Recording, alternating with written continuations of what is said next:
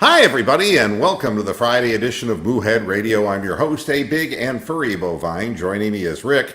Hey, I'm lucky I got one person uh, uh, even interested in doing the show. It's Black Friday, and Tony the Calf is slashing his wrists, thinking that black people are going out and stealing his job. And I don't know if you've been reading him on Twitter. He finally blocked me. Thank God. Yeah, I mean. Who knows? This fear of minorities. I don't know. Anyway, they're not minorities anymore. They're taking over. So, Rick, you have an interesting take about minority quarterback Dwayne Haskins. You all know that they're taking over the NFL. Just ask Roger Goodell. What is your take? Why was this guy? What was the final word on why he was taking the selfie? Yes, it happened last week, and he missed the final play because he was out the sideline or out with the fans taking a selfie. My theory is that he did it to show football fans around the world that Washington Redskin fans actually stay for the whole damn game. Yeah, I mean, that would be a All first. after the third quarter. That would be an absolute first. Poor Washington Redskin fans. I'll tell you, poor Dallas Cowboy fans. Jason fucking Garrett. Might be hotter than Kitchens. What does it take? I mean, this guy is harder to get rid of than Krabs. I mean, let's be honest. I mean, these fans. I mean, they can't even call themselves America's team anymore. Goodness. Hi to Jim Hammer, who's also joining us, and to Bronk, who is joining us. And hi, Nick. Hi, Mr. Fergus. Hi, Ron Shane. Hi, Greg Smith. Hi-ho. Hi-ho. Hi, Mario G. Yes, we're going to stick it to the man, hopefully. Today we'll be talking about the Cleveland Browns playing the Pittsburgh Goodelles, and obviously, to start out the program, of course, Freddie Kitchens had to give us his update. Once again, another cryptic message from our fearless leader, Death Wish himself. Questioning David Njoku's status, here's his comment in the presser. Kind of just wait and see. We are still working through some things there. This sounds a lot like Rashard Higgins things, doesn't it? I mean, it's fucking Friday. Is Njoku going to play Sunday? I'm not willing to say that yay or nay right now.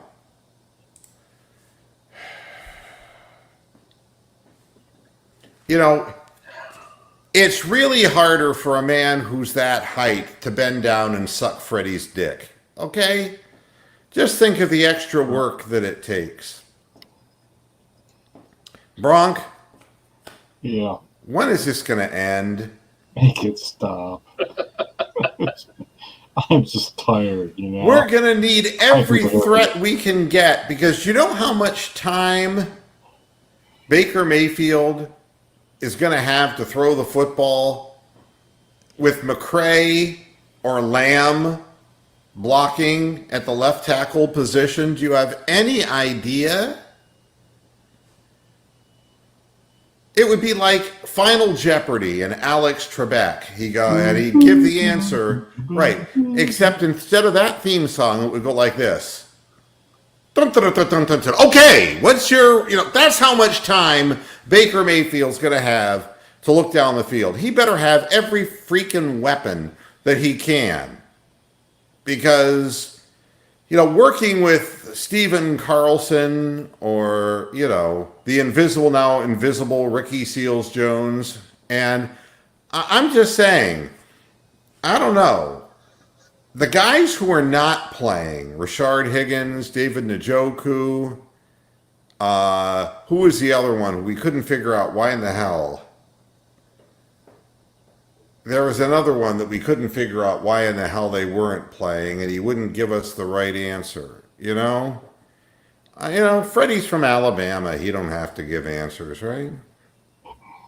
Wait, I got something caught in my eye. It's a little bit of that old Bear Bryant magic. We don't want those people here. No. Well, I got something in my eye here. My goodness. I just want the best players to play. Here's the comment of the day. My wife asked me what a moo head We're was. still wondering 10 years later, you know? We're still wondering. Well, I was looking that up myself because I really have no damn idea. And there is, believe it or not, I could not believe what it meant because it was nothing but I'm just a big moo head. Here we go. We have to go. Well, I guess maybe there isn't. Maybe there isn't.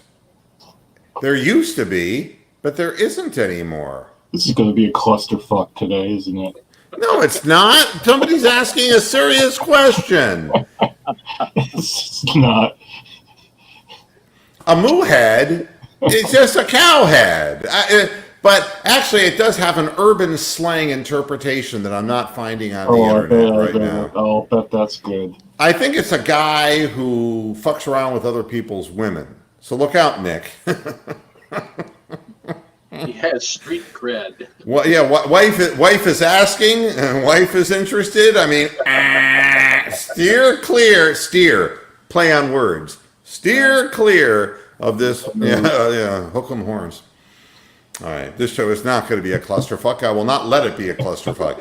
I'm just asking why David Njoku's not playing, And then this ridiculous question.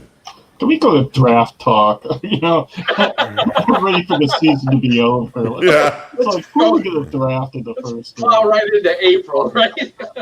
How has defensive tackle Larry Ogunjobi been since returning to practice this week, particularly from a mental standpoint? Now, what kind of a question is that? Well, It's normally we have mentally ill people on Cleveland teams, so that is a fair question. I mean, look at Tony Horton, for God's sakes, Mark. Now, listen to this. Here's the answer from Death Wish. I think it's good to have Larry back. He's excited to be back. I think mentally Larry is in a good place. I think he's excited to go play the game. Just a game. A lot of times that cures a lot, is just playing a game. Is there something we don't know about Larry Ogunjobi? Like, is he mentally unstable? I don't know. I mean, this makes me wonder. It's like, how do you think that will work with his schizophrenia? Do you think that if he plays this week, he'll stop hearing voices? I mean, what does it mean? I don't know, man. Yeah, the impact of Steelers center Marquise Pouncey's absence last week and this week. Pouncey's a very good player, Freddie said, and he's really good at doing the Bristol stomp. Oh, the kids down in Bristol are sharp as a pistol when they do the Bristol stomp. Okay. Wow. It's a 1960s pop reference that I don't expect anybody to understand, including myself. I mean, what does his absence mean? It means that there's one less guy to kick you in the head and punch you in the face. Fuck Marquise Pouncey. I hope he gets hit by a truck. God. What do I care about this, On how the Browns have handled an adjusted schedule this week. Adjusted schedule? Am I missing something? It was originally a flex game at 4:30. Yeah, it was supposed to have been 4:25. So now- Three hours. 3 hours. They've moved it all the way up to 1 o'clock. You're asking me how a 3-hour change in schedule and how the Browns have handled it? Handle this! What? Jesus Christ! We're gonna have to play the whole game in daylight? Really? But see, if you think of it, the minnow was only out for a 3-hour tour, and look how long they were stuck on that fucking island. That's true. The tiny ship was tossed. Yeah. On tight end, Pharaoh Brown not practicing today. Pharaoh Brown. He is fine. It was a personal thing that he was not there, and not a bad personal thing either. Just make note of that.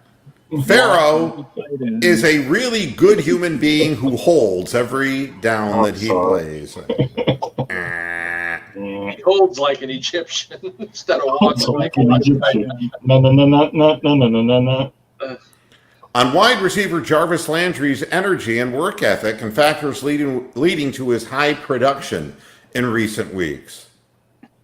Now, I mean, is this the best questions we can get?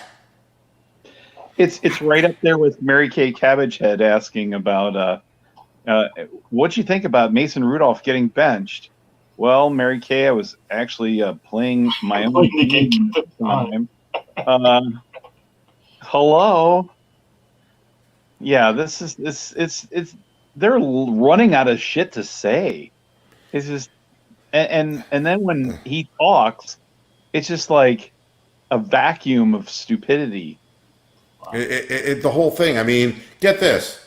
On if Greg Robinson remains in concussion protocol, no, in 24 hours he suddenly hopped out of it, and now he's doing sophisticated algebra equations. I mean, come on, no. Yes, he is still in concussion protocol. And if the Browns are not yet ready to rule him out for Sunday, yeah, not ready to rule him out yet. Please, God Almighty, not McCray and Lamb. First of all, you do not want to put a guy with a passive name like Lamb against Wolves. You know,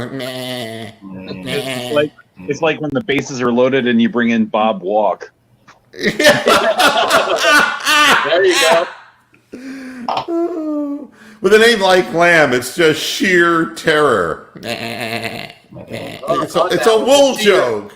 Sheer. Pretty cool. Yeah, got that. That's bad. Oh my God, his favorite song is Weezer's The Sweater Song. Please. I mean, please, Greg, you know, even if your brains are scrambled, take 1, 2, 3, 4 years for the team. Oh my God. If guard Justin McCray will start at left tackle if Robinson can't play, we've not made that decision yet either. It's a lady's choice, Michael Stanley. Now look what you've done. It's a lady's choice. And the classic line, but the choice is next to none. Right, the choice is next to none.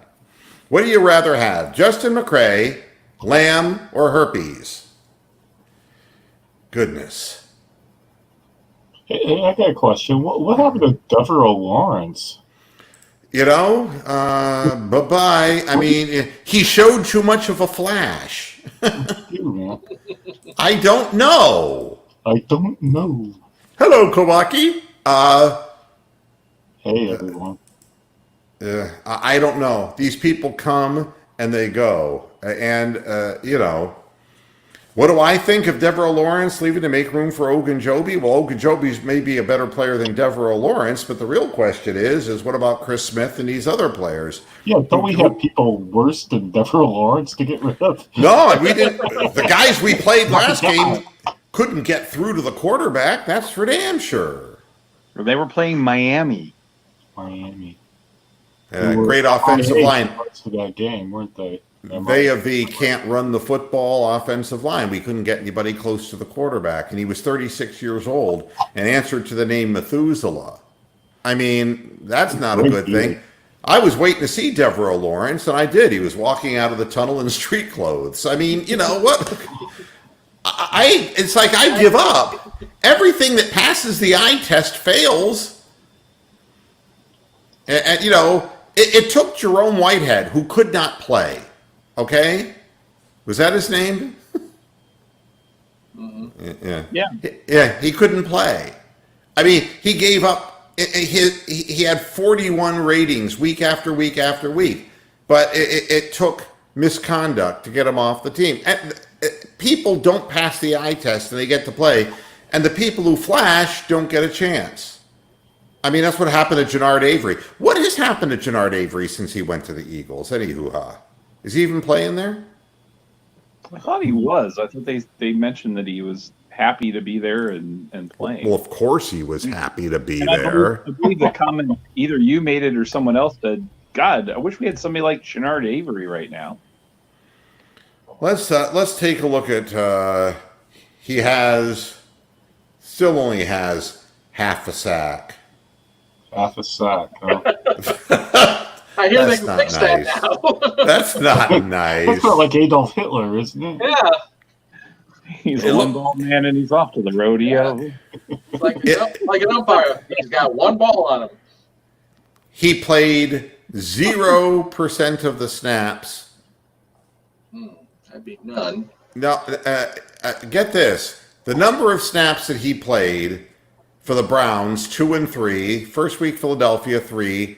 Second week in Philadelphia, 10. And the last week game, 2. He's not playing any more there than he played here. So I'm not sure what all that means, but, you know. And they really aren't any better than we are. That's an awful division, that NFC East.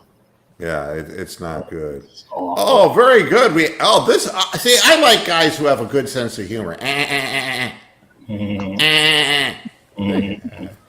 You know what's really annoying to do? What's really annoying?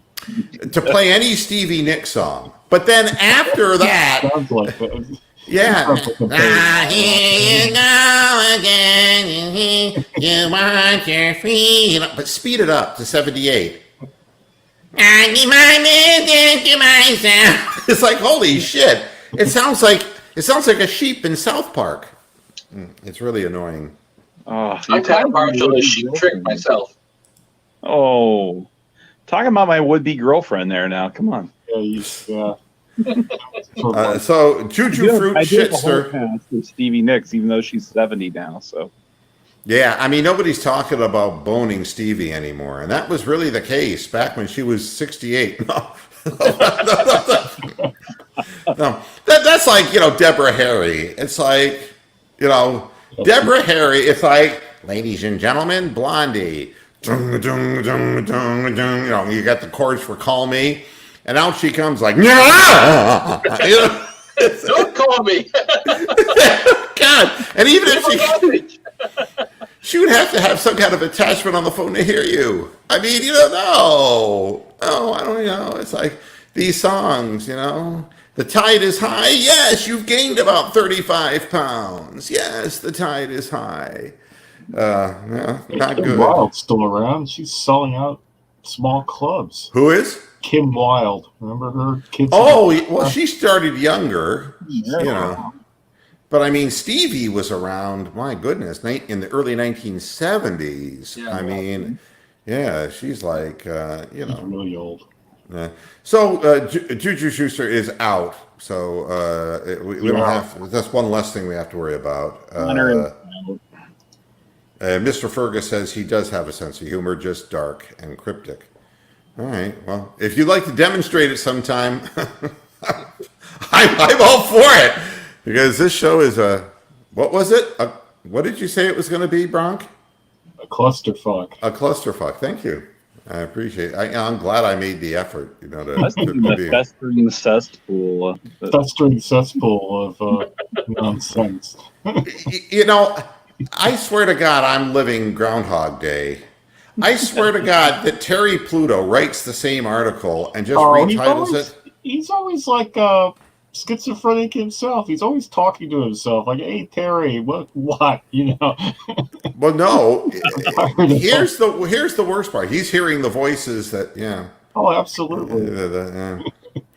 Scribbles. Do you remember a couple of weeks ago? No. Could the Browns actually lose to the Broncos? Remember that? Yeah.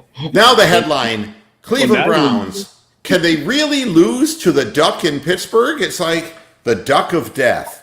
Please. Oh no, not the Black Duck of Death. I mean, Where is the BCOD these days? You gotta get them out for Steelers week. God damn it. nah, I don't even want to introduce that bovine into the program. I'm afraid. I'm at a point now where I'm scared. But I mean, who writes an article? Can they really lose to the Duck in Pittsburgh? And Hey, you know what's worse? Who reads an article like that? well, here's the thing that bothers me, and I'll say the same thing that I said. Yes, you stupid bald-headed masturbating fuck. I mean, you have to ask this question. Of course you can lose to him. But it isn't going to be him per se. It's to them. I mean, and here's the way it works. And, analytically, you take a look at the limited sample on the Duck. And the Duck is, a check down guy. I was looking at film on the guy, and if a man has a roving eye, he certainly does not. He just throws to the guy who's shortest open down the field and just moves it 6, 7, 8 yards at a time. And then he did score the one nice touchdown pass to James Washington. But honestly, for the most part, he's not going to beat you. It's their defense that's going to beat you, giving him a short field, getting turnovers, rushing the quarterback, getting third and longs, getting mistakes, forcing us to punt quickly, and letting him use the clock. That's how it happens. Well, to give you an idea of how exciting my life is, I actually watched on NFL Game Pass the entire Bengals-Pittsburgh game. And that was entirely Leonard Pimp Garnell episode. Bad football. Well, I can tell you this. It was a really bad game. When Terry Pluto writes this line, what we've learned, Hodges isn't going to beat himself. This is not what I want to hear from Terry like Pluto. At least not with his own helmet. It's going to take someone else to beat him with his helmet. Well, Yeah. He's not going to pound the pud. Thank you so Terry much. come up with that phrase. Yeah. Oh, my God. It's gonna be The fact of the matter is he's going to go back, look to get rid of the ball quickly so that he doesn't get sacked. They don't get negatives. They're going to try to attack with the run game and by controlling the football. And their defense is going to put pressure on Baker Mayfield. And that is how you could lose to them, by not scoring points. Yep. that's Steeler football. And turning the ball over. Yeah. my concern isn't so much the duck as the zebra. Well, Yeah. this Hodges guy, he is terrible. He's like Billy Kilmer without the hops. Well, Ooh, He is really, ooh. he's horrific. well, let me say this. Bubby Brister is a stronger quarterback, all right? We're not going to be talking years now about Devlin Hodges, all right? Let's be Tom clear. Hodges or Gil Hodges or No. Benson and Hodges. Yeah, Oh, cigarettes. Benson and Hodges, yeah. So immediately when I heard this, the first thing I thought of was Daffy Duck is Duck Dodgers in the 21st century. And I was like, is that how they came up with this name? Or, it was Devlin? No, he does duck calls. It turns out that as a 13-year-old, and then also when he was in college, he won duck calling contests. I've done them too. It's like this. That's a flatulent duck, and I don't know that was part of that competition. Did somebody step on a duck? I don't know who stepped on the duck. Yeah. I don't know. All I know is that we're not going to be talking. The only way we're talking about Devlin Hodges years from now is, do you remember that guy who stepped in for the Steelers and beat us in an important game and he never amounted to anything? Yeah. Bobby Blister. Yeah, Tommy Maddox. That's why we would be talking about him later down the road. The fact is, the Browns should win this football game based on the fact that they have a low-level quarterback on the field who's not a great decision maker, and if they can put any pressure on him at all, he could lose his composure. You got to take the first read away from him and force him to beat you, throwing into deeper coverage where he can make mistakes, or where he has to hold on to the ball longer. Do you know that in the game that he won against the Chargers, he averaged only 2.5 seconds of holding on to the ball? Wow. Terry Frumo averages a lot longer than that. Drop back and chuck. That's what he's doing, yeah. Well, you get the ball out quick like that, and you lessen that chance they're going to eat you alive back there. And, and the whole idea is if you understand where that primary read is coming from, which is usually going out in the flat or just short over the middle on a slant, and you take that away from him, then he's either A, going to throw the ball right into the ground, that's what he does, or he's going to make a mistake. But if he has to hold on to the ball, he's going to get sacked. So, that's how you beat them. Sheldon Richardson is warning the Browns. We beat the stuffing out of them last game, and they're going to want to feast this time. That's what it boils down to, that nobody but Sheldon is talking about, is how badly we crushed them the last time we played and how vastly superior we were and how we dominated and controlled that game from start to finish. That is all swept under the rug because of the ending of the game. But in all the times that I've seen the Cleveland Browns since they come back into the league as an expansion team play the Steelers, with the exception of the Bud Carson game? Yeah, 91, 90? Yeah, I want to say, what was it, 51-0? It was some crazy thing. I've not seen the Browns handle the Steelers like that. Now, the fact is, it is harder to win in Pittsburgh. I mean, Heinz Field is... 2001. No. Yeah, 91. That was it. Yeah. Pittsburgh's a tough place to play. That's the reason why you kind of back off and say, geez, I see the difference in the skill levels of the players, but it can rattle you to the core. And this Browns team, unfortunately, seems to be a better front-running team than they are a team that when they're down, the best thing I can say is they did come back a couple games ago and get that last touchdown to win a football game, but we haven't exactly been the fight-back team, Would you say that addition of Kareem Hunt is kind of given the whole offense a little bit of a spark? I think what it does is it puts two people in the backfield potentially, and it spells Chubb, who has a very physical, brand of running the football. I also like the fact that both Chubb and Kareem can get out of the backfield and catch passes, and it's gonna, if they stick around together for a while, it's going to lengthen one another's career. That would be what I would tell you. Hunt is saying the same thing Sheldon Richardson is saying. The Steelers are going to try to inflict their will and believes that they circled this game after that last one. The Browns are going to have to play their best, most focused football to win this game. And we're going to have to do it by playing physically like we did 2 weeks ago. A Cleveland win puts a serious dent in any playoff hopes for Pittsburgh whatsoever. Absolutely. Especially losing twice to Cleveland. And the people in Pittsburgh, I mean, here's the newspaper headline. There's a ton on the line for this. I think that the Steelers view it the way you just said it. You lose, you go home. Yeah. Because at this point, they're not going to win out with the quarterback situation they have. But they can get back on top of things and, and get a record that, could squeak them into the playoffs. It would buy them hope. It would also give them a sense of vengeance. But I don't know.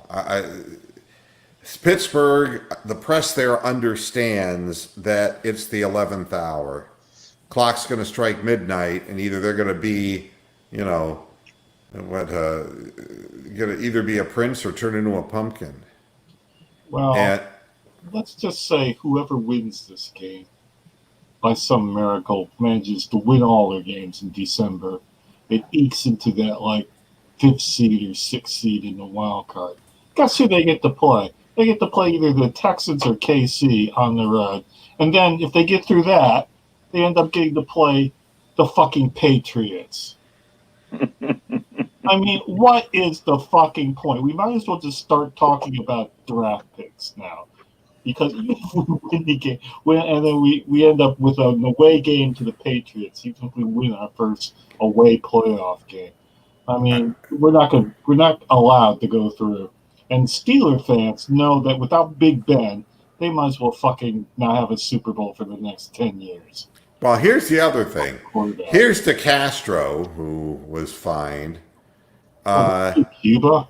I don't think anyone's going to be stupid. Nobody wants to get fined. How can you say that when you're playing in Pittsburgh? Exactly. Yeah, it's a contradiction in terms of The home of stupidity. My goodness. Bunch of towel waving, wipe your ass with it, blow your nose into it, fans. I think maybe they can't decide who's going to be stupid. There's just so many of them to take that title. So, and here's the deal: we got him 2 weeks ago, and it put a hurt on them in a way that it was a deep hurt, and they were manhandled by a team that they always said had no character. Now we have a chance to beat them in their home stadium, and I think if Pigpen Roethlisberger doesn't come back, then this is entering Mark Malone territory. And it's like, get used to losing to Cleveland, Pittsburgh. Because if you can go in and take this from them now, their psyche will be damaged. Tomlin will leave. No one will do that. We're going to do this.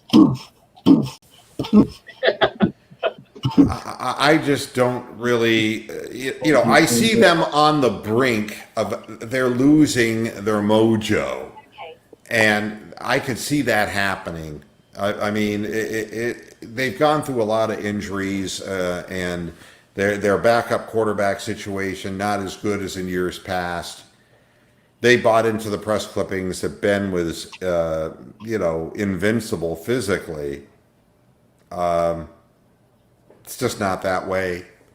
I think for Pittsburgh, I think it's no different than what Bronk would say about us. I mean, somebody's got to fill in the playoff picture. Somebody's got to fill the bracket in.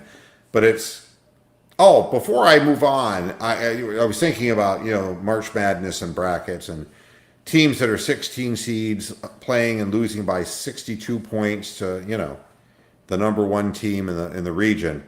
But how about Stephen F. Austin beating Duke? Wow. That was a huge wow.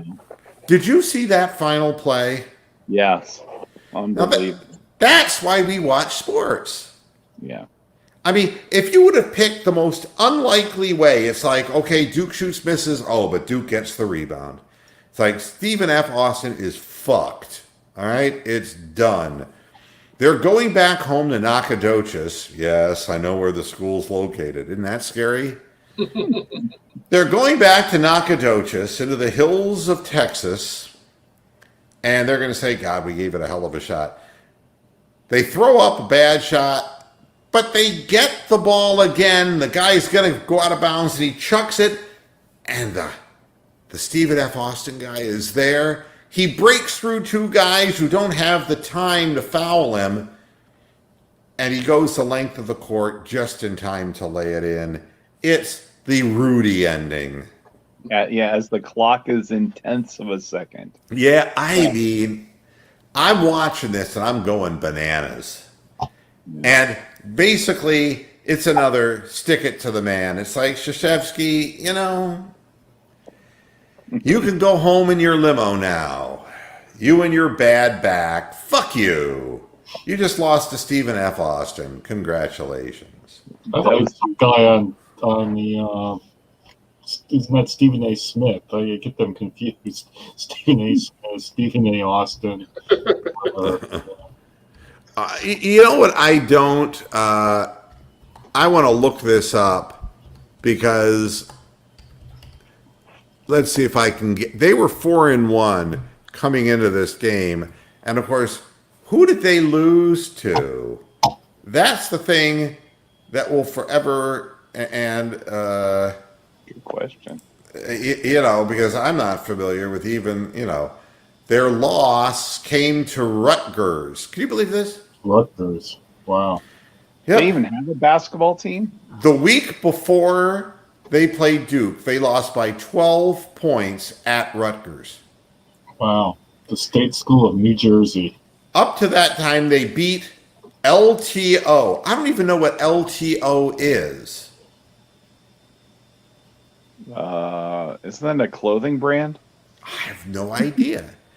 And then NCCU. Who are these teams? They beat LTO by 19. They beat NCCU, which I think is a prison somewhere in North Carolina, correctional, something, I don't know, by 30 points. They beat Niagara, so Niagara Falls. 89-80. Okay. And then they beat Drexel, who I have heard of, 82-67. And then they whipped Duke's ass, and now they have to go to Arkansas State.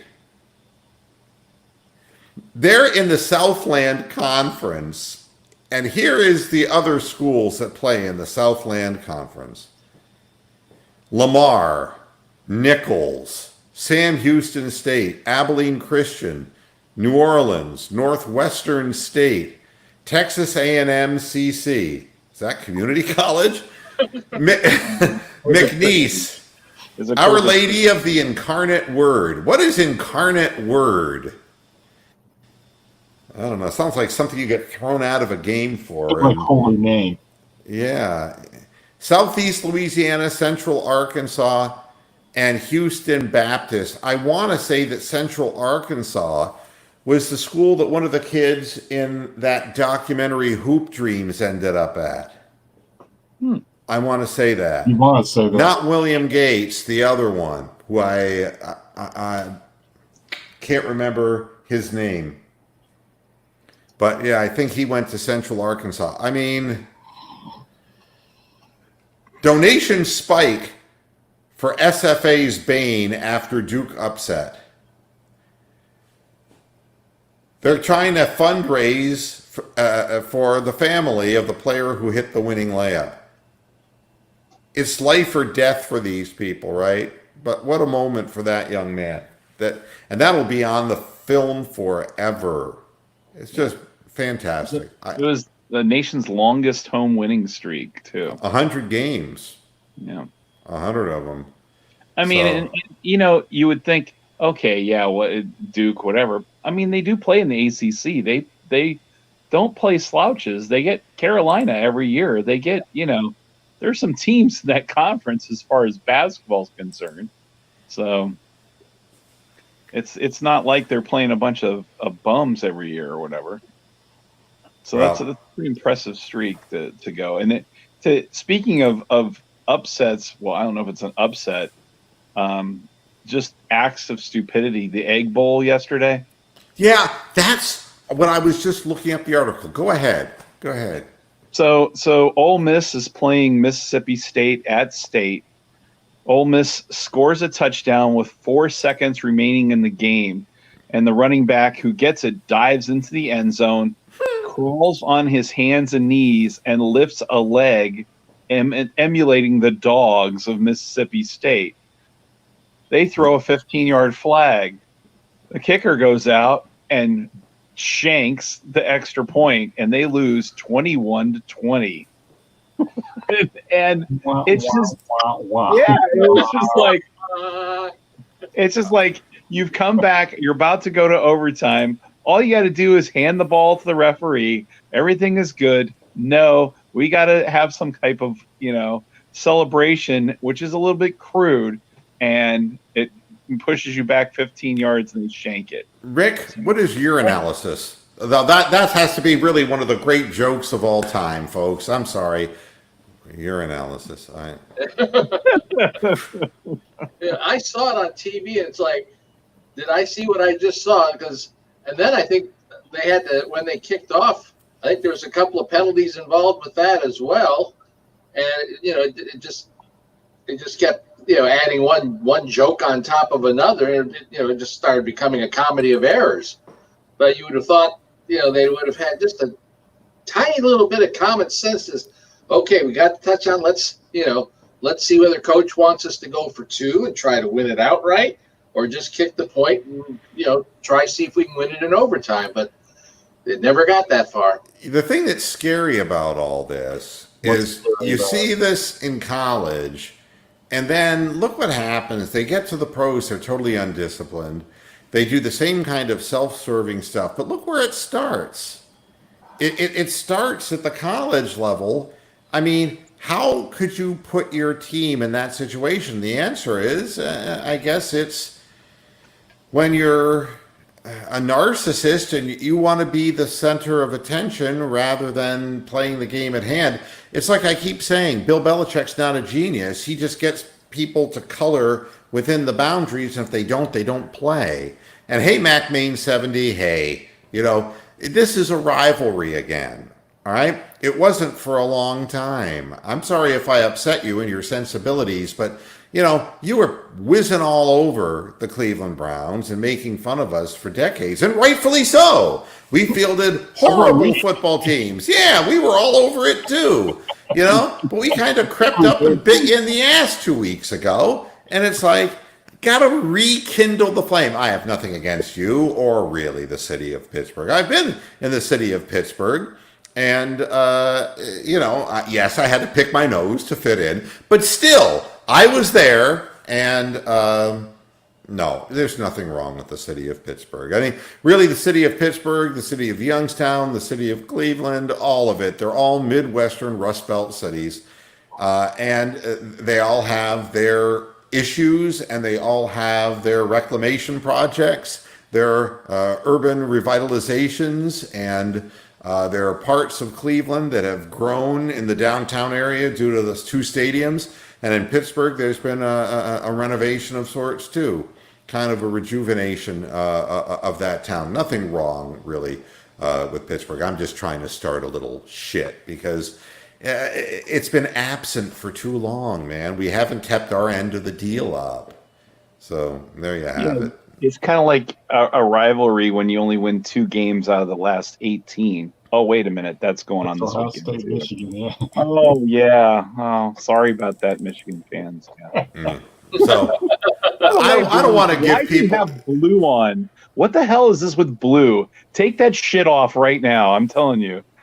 I don't care what's on there. Is that the Tractor Boys? Is that what that stuff is? Yeah. That needs to be. You need to put something else on for this week. I'm telling you. They got a Cup game on Sunday, man. I'm getting ready for it. That's more of a Hey. Duke than Michigan. You look need like a skipper. Arsenal just got rid of one. So You look like a gay midshipman. Well, I was Make it sound. described by one of my friends wearing this outfit as Papa Smurf. So, so there you go. Oh, there are some good restaurants in Pittsburgh. I mean, like every city, there's some great restaurants in Cleveland, and Michael Simon, having this, big name now. I mean, who would have thought, But Cleveland, there's things that are happening in both towns. Pittsburgh fan has a similar, along with Buffalo, have that similar, attitude. They get out there, they're in the cold, they fill the stadium, they, the stupid towel thing. All right, that is, all right, I can't handle the damn towels. But there is somewhat of a kindred spirit between Pittsburgh and Youngstown and Buffalo and those kind of, Cleveland. None of them have an NBA team. Yeah, there you go. So it's just one of those kind of things that I think that's what's made the rivalry over the years is because those towns are so similar. Just the fact that, like you said, Moo, we have not held up our end of the bargain for too long. And the fact that was such a great game until the last 8 seconds and it totally overshadowed everything. And we're still talking about it. And it's just, otherwise I'd be feeling, hey, even though we're going into Pittsburgh, I think we have a better team than they do for a change. As a group, we're a little bit better this year than they are. That doesn't mean we're going to win. We see that all the time where teams that have no business lose to teams with far inferior talent. But, Y'all were wondering, what does it take, really, besides Myles Garrett, to be suspended indefinitely? The answer is, if you gamble on NFL games on Oh, yeah. multiple occasions this year, like Josh Shaw, the Arizona Cardinals cornerback, you get the same punishment as Myles Garrett. So to put things in perspective, really ruining the integrity of the league, which there is none anyway, and swinging your helmet are punishable in the same exact way. I mean, so that you understand how fair Roger Goodell in the league is. The guy hadn't even played a game all year. He'd been put on injured reserve on the 25th of August with a shoulder injury. And, he can file an appeal, but you know how that goes. They'll listen to the appeal and then they'll fine him worse. Why don't we ask Ironsides what he thinks of the equivalence between Myles Garrett and this Cardinals guy betting on the games, whether they're equivalent or not. Mark? My manservant Mark spent many years in prison. And I can tell you this, he didn't swing a helmet, although I love him when he wears a helmet. I'll tell you, and the shoulder pads, just absolutely. I mean, it's fabulous. I would say this, however, a gambling ring, I've busted many gambling rings in my time in San Francisco. What this has to do with Shaw and the NFL, I have no fucking clue. All I can tell you is this. He's getting fined and suspended for things that the officials are doing every single week. And that's really the bottom line. They're all fixing the games by throwing flags when it's inappropriate. I mean, and this is where we get the speech about we're doing everything necessary to safeguard the integrity of the game. Meanwhile, CTE and nothing's being done about it or admitted. That's really not the integrity of the game. Oh, and not only are we trying to safeguard, here's the quote. I'll give you the whole quote. This will really... The continued success of the NFL depends on each of us doing everything necessary to safeguard the integrity of the game and the reputations of all who participate in the league, Colin Kaepernick. Wow. These people are fucking liars. Fucking liars. Goodness gracious. Yeah, you really protected his reputation for 3 years, didn't you? God.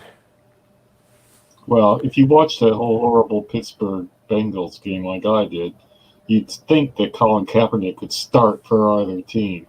Because those quarterbacks were absolutely bad. They're bringing Dalton back too, aren't they? Yeah, the Red Rifle is back this week. Yeah, I was gonna say they're gonna start Dalton this week. That was I urge you to watch this game. It was so bad. You gotta watch it. It's like a car crash for 3.5 hours. Was that the only option you had, or couldn't you I strip a chair or something like that, or perform some kind of oral surgery on yourself? Yeah. Well, see, I didn't see the Duke Stephen A. Smith game, and I didn't see the Mississippi A&M game. I didn't see any of that shit. So. You know what I think? I think there are cardinal sins. I'm sorry, it's a bad pun. Phoenix. That's what Shaw plays where it's a cardinal sin. But there are in every dogma, there are you can't question the infallibility of the church and the Pope. Or George Goodell. Right. I mean, but no, there are these things that you can't do, and gambling is one of them. The funny thing is that the Cardinals signed Shaw to a 1-year deal with $850,000. The guy's made more than $3 million in his career, but his winnings are over $7 million. Does this mean that Shaw won't be making it into the Baseball Hall of Fame now? Yeah, I guess. I mean, that is one of the cardinal sins. They don't want to give any, and it shows you how sensitive they are about the truth. They do not want there to be an inkling of doubt about the outcomes of these games being predetermined. and they could be influenced by money. All of the leagues, the NBA with the Donaghy thing, and then you have official crews that are the officiating crews in the NFL who have been benched because they're taken off of certain important games because of questionable decisions that they made. The only sport that's proud of it is boxing. And I was like, him again?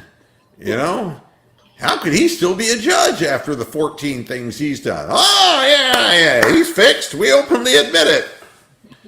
They got no problem with it, So the leagues don't want the players bustling into their fixing territory. That's what it's all about. They want to keep control of that all down to themselves. They don't want them getting a percentage of the action. Yeah, they don't want the players getting involved on it. Now, before we go to the Browns prediction, I just wanted to read this headline. Okay. Marcus Smart, Celtics, eager to move on, tired of hearing about Kyrie Irving. You see? Aren't we all? I mean, no, we're not going to raise his jersey to the rafters. Fuck no. Fuck no. Guy has really, has not played 7 games in a row. He's hurt again. The guy is overrated and he's obnoxious. All right? Still can't play a lick of defense and only cares about himself. And the people of Celtic, and the thing is funny is, he heralded Boston as such an enlightened place. Now they're totally sick of him. So I guess maybe they are enlightened after all. Wow. You know what I can tell you? What? You want to know how bad Kyrie Irving is? How bad is he? He's so bad, the Celtics fans would hate him if he was white. Okay. Well, it's true. The Red Sox were the last team to bring in a black player on their, in the American League. And that was only a couple years ago. Mr. Fergus puts his prediction up first. We'll start with Jim Hammer. Hammer time. What is it, man? What's going to happen? I'm looking for the weather to hold the score down, although I believe there's going to be some precipitation this weekend. So I'm going to go with a 20-17 victory for the Cleveland Browns. All right. Bronk? You know what? I was thinking that the Steelers were going to win this game. And then did I mention that I watched this Bengals-Steelers game? Did I mention that at all? Yeah. And I was thinking, this team is so bad. They can't even win, even though they're the Steelers. So I'm going to predict loads of bad play, loads of fumbles and interceptions and missed extra points. It's going to be Cleveland winning 25-11. How's that for a score? Wow. 25-11. Rick? I'm going to take the Browns 21-13, just so Pittsburgh can't do a headline in their newspaper saying Duck Dynasty. Oh, good. Wow. Well, but, yeah. You can bet if Pittsburgh wins, that headline's going to appear somewhere on some Pittsburgh paper. I want to. Can we? Maybe I could almost change that to Cleveland 21, Pittsburgh nothing. Then it could be Duck Goose Egg. That'd be all right.